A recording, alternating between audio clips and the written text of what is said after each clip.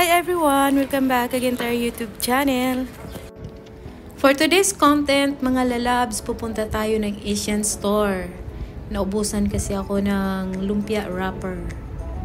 Madalas ako dito pumupunta dahil bukod sa malapit lang sa bahay, marami silang mga panindang Filipino products. Kaya dito ako bumibili palagi. Ayan siya. Hindi naman siya ganun ka laki na store, pero maraming paninda.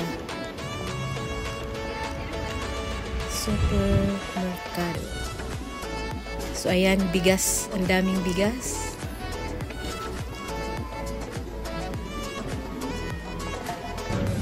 Titingin tayo ng gulay.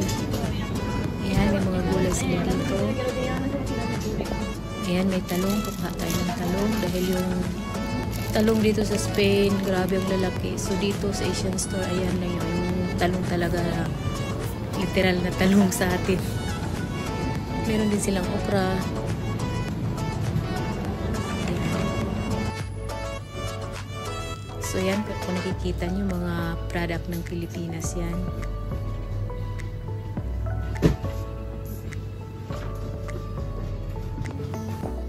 At syempre, ang bihon, pang pansit, hindi mawawala yan. Pampalabok. Meron sila dito.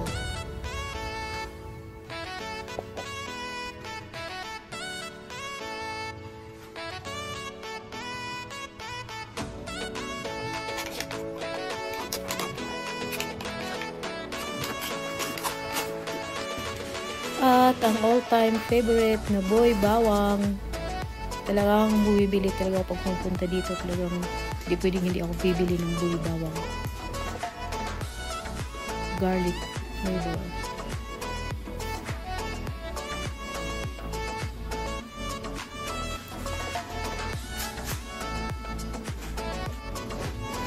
Yan, may spicy hot garlic. Try din natin to. Meron silang sky flakes. Meron pang chocolate flavor na sky flakes. At meron din silang Lucky Me, instant mommy. Meron silang chicken and beef flavor. Meron din silang pansit canton na Lucky Me.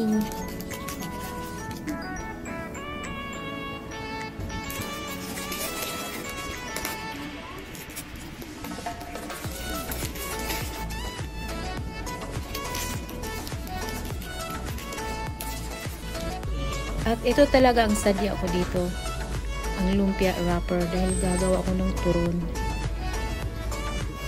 Kaya marami dito. Maraming sizes. Yung kukunin ko yung medyo malaki. Kasi turon yung gagawin ko.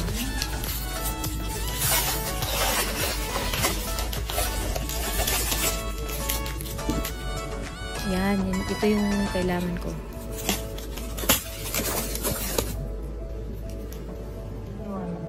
Many minutes later. And then, after sa Asian store, dito naman tayo sa Carrefour Market. So, every Saturday talaga kami nag-grocery, guys. Kasi para sa weekly needs. Dito rin kasi ako bumibili ng, ng fish.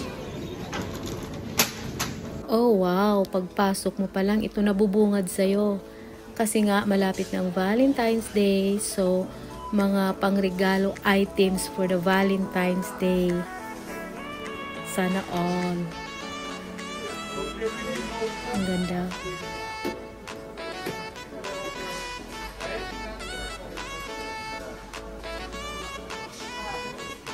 Happy Valentine's, everyone!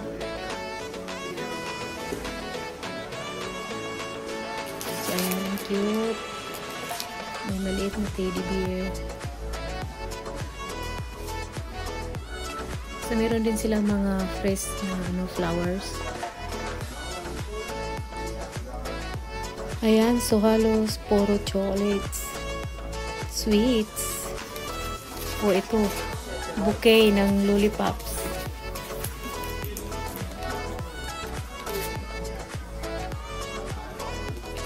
So, instead of flower, Instead of flowers, lollipop.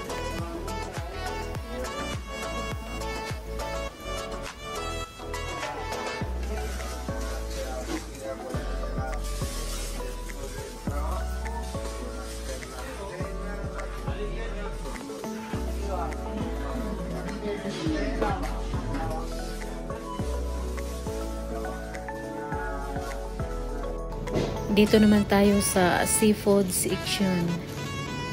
So, ayan, may mga fresh na isda. Pero for today, gusto ko bumili ng pusit or squid.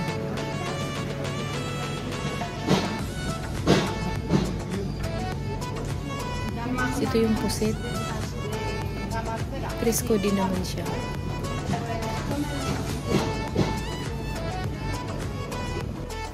Dito naman tayo sa mga gulay. Ayan yung talong nila. Yung sinasabi ko sa inyo, ang lalaki ng talong. Kaya doon ako bumili sa Asian store ng talong. Tingnan mo naman.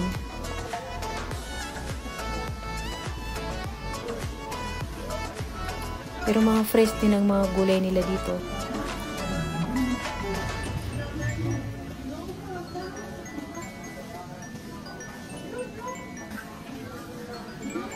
Ang kinaganda lang dito, mga lalabs, yung gulay nila at mga fruits, talagang affordable yung prices. Hindi siya ganun kamahal.